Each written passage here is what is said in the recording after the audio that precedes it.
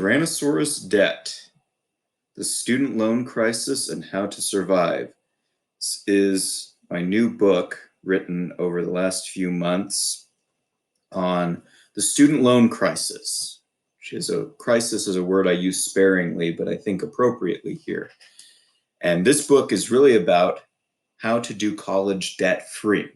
And there are a few other books that I would recommend that do teach similar things, but this is a book that economically diagnoses the problem of the student loan crisis and then comes up with strategies to do college debt-free, even for the students in the position of having no money, having no parental help or resources, not really having anybody in their family who's gone to college before.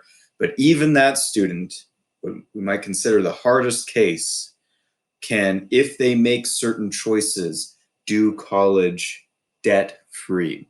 As a teacher of high school seniors in the area of government, economics, and personal finance, this area of student debt is personal for me, and I teach students to make a very serious choice at the beginning of their financial life to either control money or be controlled by money. Most people are controlled by money, whether they're rich, poor, or anything in between, that money controls them.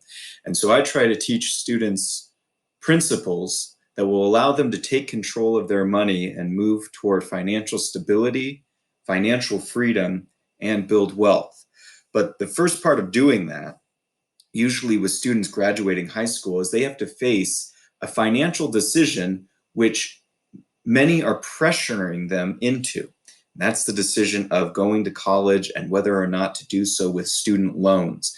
And many well-meaning teachers, parents, counselors, and other well-meaning individuals have convinced many students that the best and only way to do college is through taking out thousands of dollars of debt that it will take decades of time to pay off and a mountain of interest to go to college.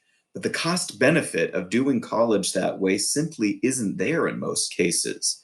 With this average of over $30,000 of student loan debt plus a mountain of interest, students start, if they finish their degree, by being $30,000 in debt in their financial lives.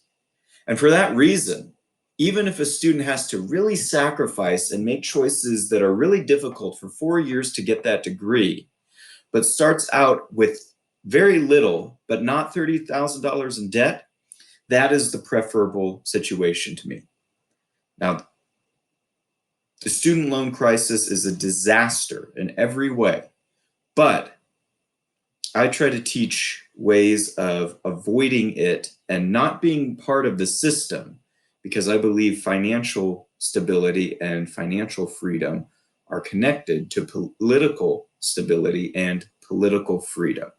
That students, parents, and others who might read this book should opt out of this system that is a scam of student loans, and that this book, while it makes evaluations and criticisms of the current situation, societally, governmentally, culturally, this book is really for individuals.